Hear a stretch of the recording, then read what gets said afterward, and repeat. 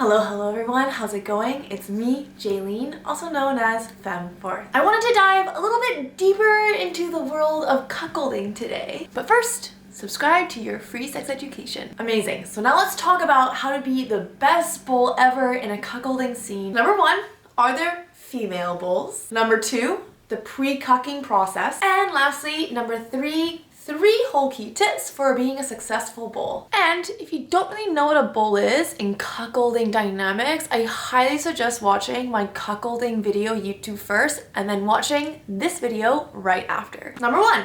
Are there female bulls? Fun little fact here, not all bulls are male. In a cuck queening situation, aka when a cuck is a female, the female bull is named a cuck cake. Ain't that just a sweet little taste of sadism right there? Number 2. The pre-cucking process. Being a bull or a cuckold isn't simply just the act of you walking into the room and fucking the cuck's partner, like many pornos portray it as. It takes a little planning, my horny people. These are the questions you should be asking with the person who you're doing these sexy acts of cucking with. How much interaction will you be having with the cuck? Is the cuck in the same room as you and the dom? If so, are you allowed to acknowledge them, talk to them? Is the cuck going to be touching you? Even further, will there be sexual interactions between you and the cuck as well? In my professional experience as a dominatrix, a lot of cucks have actually told me their dream is to be able to prepare the bull or the cuckold so they are optimally ready to fuck their partner, aka their dom. Second question is, what is everyone's STI status who's going to be sexually involved? Are there going to be any protective barriers to be used? If you are allowed to interact, aka degrade the cuck, what level is a cuck comfortable with? Sometimes there's some really sexy degradations that the cuck absolutely loves, but only finds it hot when it's coming out of the dom's mouth, not yours. Consent is specific, not a blanket permission. Is there a safe word that you should know about? Sometimes the cuck and dom have a shared safe word just between them, and sometimes it's going to be a shared communication throughout everyone participating. To gain a really good impression, I always say it's best to just ask so they know that you do bring respect to this horny little degradation situation. What a fun little fucking paradox. And for your own safety, because you are walking into this entirely new situation, a pre-established dynamic, if the dom doesn't know the answers to these questions, it's best to just tell them that you're happy to wait till they figure out the answers that they need. Last question, when and where? No one likes an unreliable bull, and it can be quite difficult actually for a cuckolding couple to try and find a bull who doesn't flake. Trust me, I've been there. So if the situation is all hunky-dory to you, be sure you step up and actually commit to the plans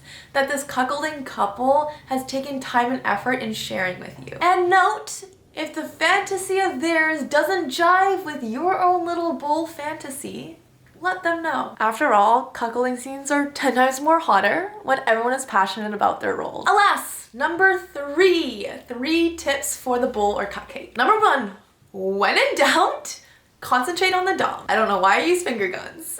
Sometimes performance arts can be a little bit daunting. And with cuckolding, the bed or the fucking zone is your stage. And no matter where the cuck is, there's a certain level of sexual performance that is to be expected from you. After all, you are there to prove that you are more worthy in bed than the cuck themselves. That is the whole point. So when we do have a little bit of minor stage fright from an audience, take a step back and focus on what's right in front of you, the other person, and the pleasure that both of you are sharing. And once we get into that tunnel vision of focus and feel confident in it, then extend your energy and attention to the other kinky dynamics that are going on. Number 2, sexy mantras. I'm sexy and I know it. Peace and love, baby. Whether you are a cuckold or a bull, it's all about confidence and owning the space that the cuck will never be able to replicate. Leave the modesty at the door here, because in the play scene, you want to think of yourself as a much more sexier,